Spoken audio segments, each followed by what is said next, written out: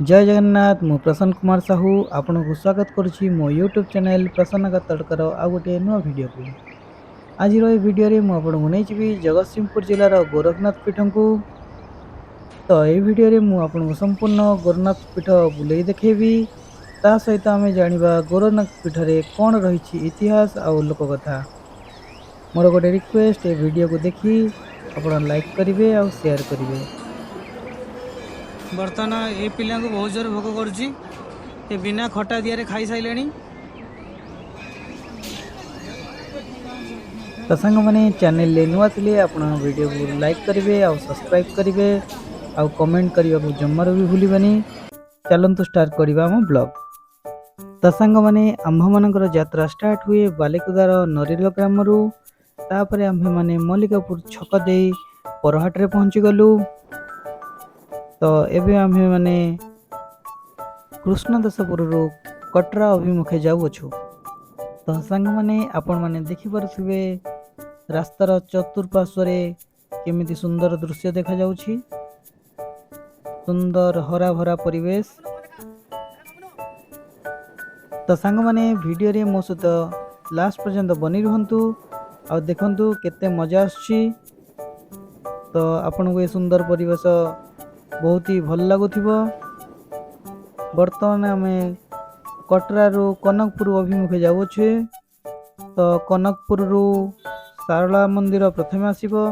तापर आमे गोरखनाथ मंदिर दर्शन करवा। तो वर्तमान आमे प्रथमे गोरखनाथ पीठ जाई सारला मंदिर को रिटर्न करवा।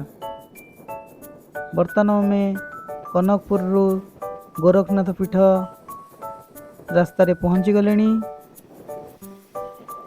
वीडियो को शेष पर्यंत देखंतु। तो सांग मैंने ये वीडियो रे मु गोरखनाथ पीठर इतिहास और लोककथा पूरा डिटेल ले कहवा को चेष्टा करी। तो आपण मैंने वीडियो शेष पर्यंत देखिए जमारू भी स्किप करेंगे। वीडियो भल लगे निश्चिंत लाइक करेंगे। तो आम्भे मैंने वर्तमान पहुँची सारू गोरखनाथ पीठ रे।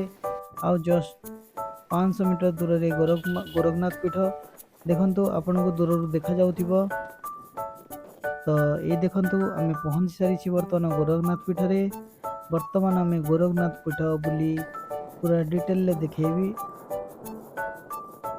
तो गोरखनाथ पीठ जीवा पूर्वरु आपण माने बाहर रो प्रसाद नहीं घर मंदिर भीतर को जाई परिबेनी, कारण से बाहर रो प्रसाद निषेध अछि। तो सांग माने फाइनली आमे माने पहुँच सारी गोरखनाथ पीठ रे। वर्तमान आम्भे आम मानकर बाइक पार्क करी वर्तमान गोरखनाथ पीठ मंदिर भीतर प्रवेश करूँ। तो आपण को मुझे जन देवा चाहूँगी गोरखनाथ पीठ मंदिर भीतर को जावाई 3टी गेट अच्छी। तो तन्मध्यरु ए गेट टी गोटे। तो आपण देखिपे गेट टी केते सुंदर होउछि। तो चलतु आपण को मंदिर भीतर दृश्य देखेबी। मंदिर दृश्य आहुरी भी सुंदर। तो सर्वप्रथमे आमे मंदिर रे प्रवेश करने पूर्व आम हाथ गोड़ धोई नेलु।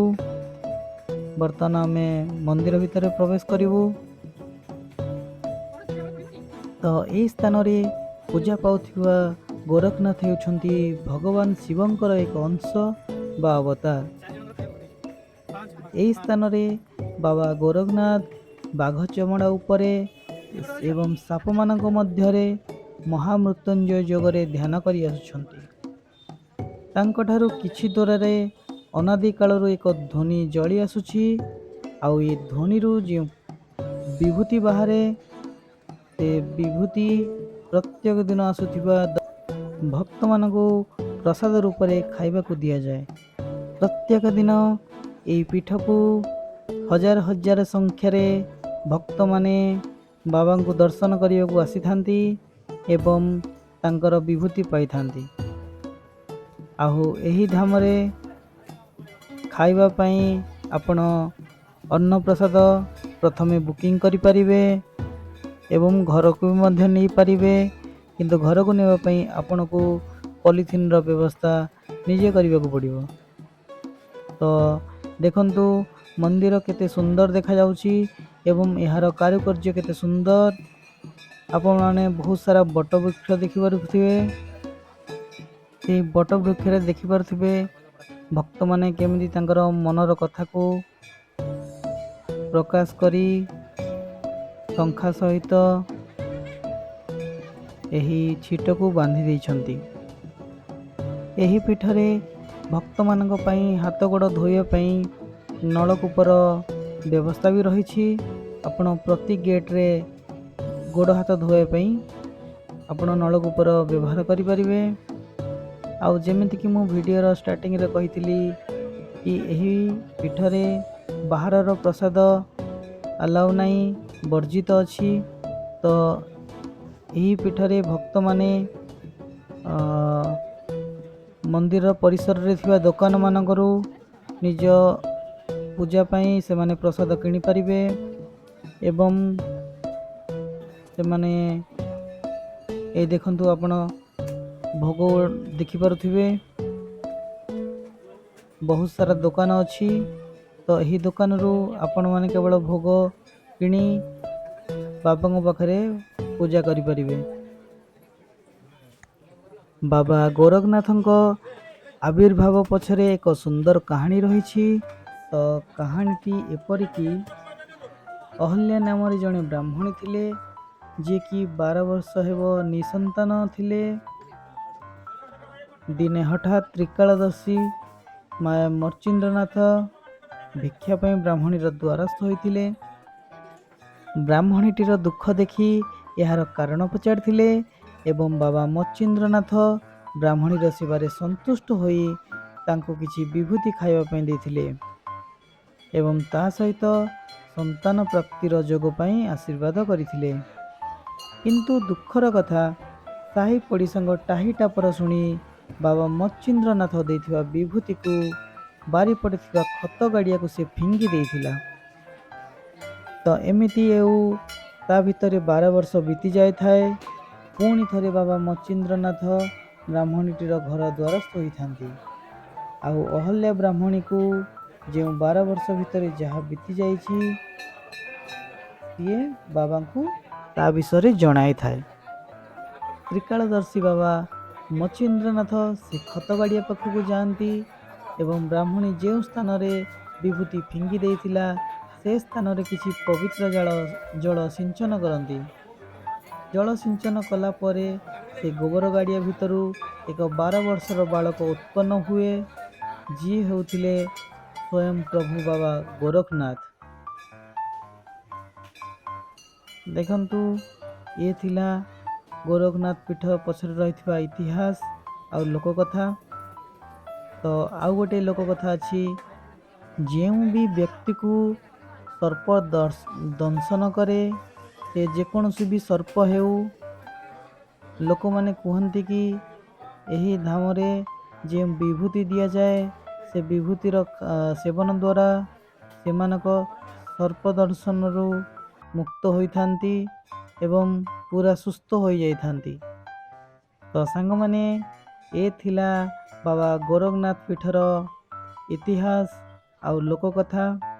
ଆପଣମାନେ ଦେଖିପାରୁଥିବେ ମନ୍ଦିରର ଚତୁଃପାର୍ଶ୍ୱ କେମିତି ସୁନ୍ଦର ଭାବରେ ଦେଖାଯାଉଛି ଏବଂ ମନ୍ଦିରର କଳାକୃତି କେତେ ସୁନ୍ଦର ଭାବରେ ବନାଯାଇଛି।